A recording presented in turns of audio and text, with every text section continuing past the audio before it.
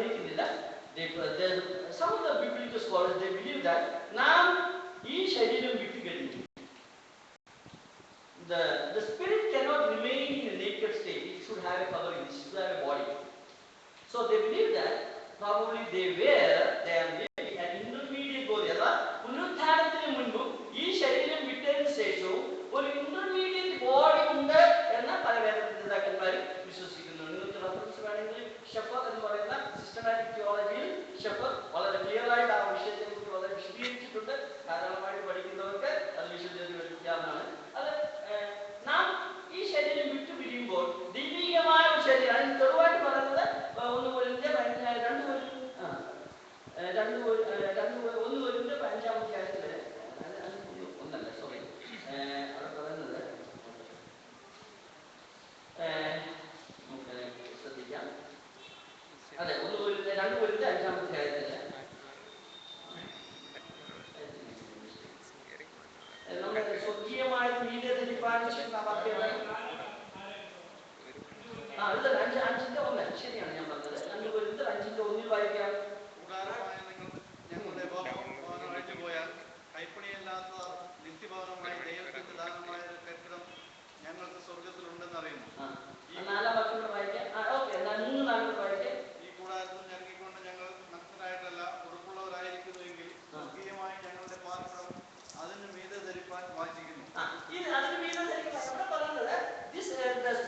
Bible scholars say that this is referring to the intermediate body. Intermediate body എന്ന് പറഞ്ഞാൽ പുനരുത്ഥാനത്തിന് മുൻപ് താൽക്കാലികമായി കൊടുക്കുന്ന ശരീരം.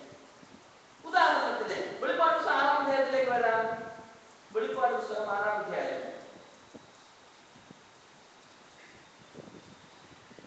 അവിടെ ആത്മാക്കൾ കാണുന്നുണ്ട്. എവിടെയാണ് യാഗപീഠത്തിൽ ചെയ്യുന്നത്? അവിടെ പറയുന്നത് ശ്രദ്ധിക്കുക. ആ ആത്മാക്കൾക്ക് എന്താണ് കൊടുക്കുന്നതെന്ന് അവിടെ പറയുന്നുണ്ട്.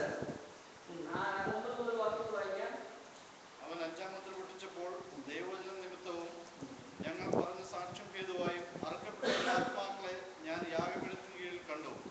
വിശുദ്ധനും സത്യവാനുമായ നാഥ, ഭൂമിയിൽ വസിക്കുന്നവരോട് ഞങ്ങളുടെ രക്തത്തെക്കുറിച്ച് നീ എത്രത്തോളം ന്യായവിധിയും പ്രതികാരവും നടത്താതെയിരിക്കും എന്ന് അവർ ഉറക്കെ നിലവിളിച്ചു. അപ്പോൾ അവരിൽ ഓരോരുത്തരും വെള്ളം നിലയെങ്കി കൊടുത്തു. ആത്മാവിനെ കണ്ടു. അപ്പോൾ അവർക്ക് വെള്ളം നീലയെങ്കി കൊടുത്തു.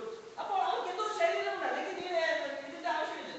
അപ്പോൾ ആ ശരീരത്തെ ആണ് ഇന്റർമീഡിയറ്റ് ബോഡി. പുനരുത്ഥാന ശരീരമല്ല, is a state before the resurrection എന്ന് വിശ്വസിക്കുന്നത്. അപ്പൊ നമുക്ക് സ്വാഭാവികമായിട്ട് പല പല ചോദ്യങ്ങളുണ്ട്. ഈ റിസറക്ഷനെ കുറിച്ച് അല്പമായിട്ട് പറയുന്നത് രസകരമായിരിക്കും, വളരെ ഇൻഫോർമേറ്റീവ് ആയിരിക്കും.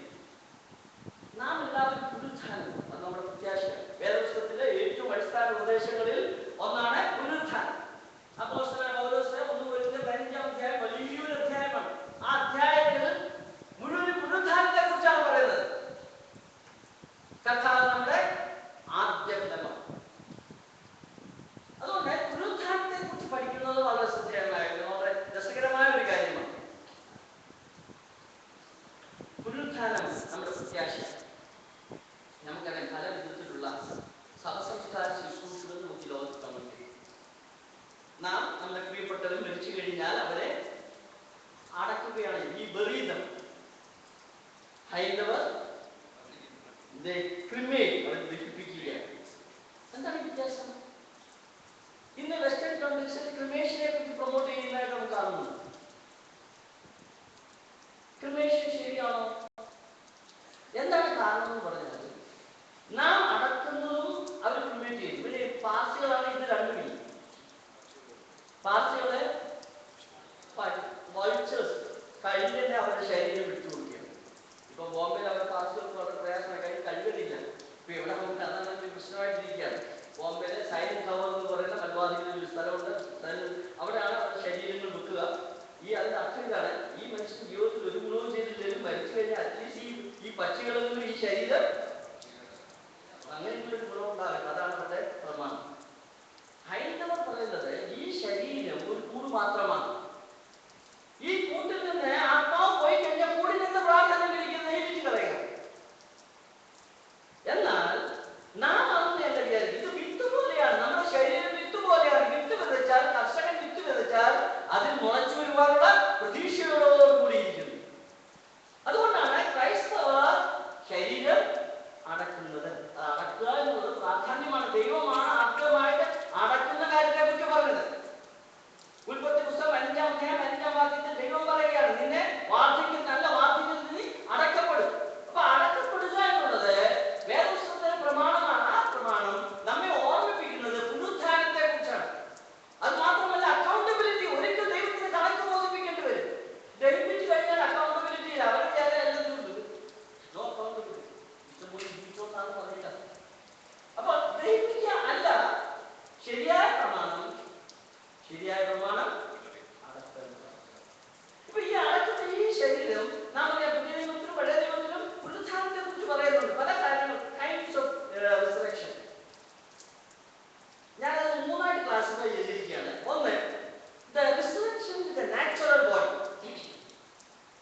ഒന്നാമത്തെ. രണ്ട്, the resurrection to life,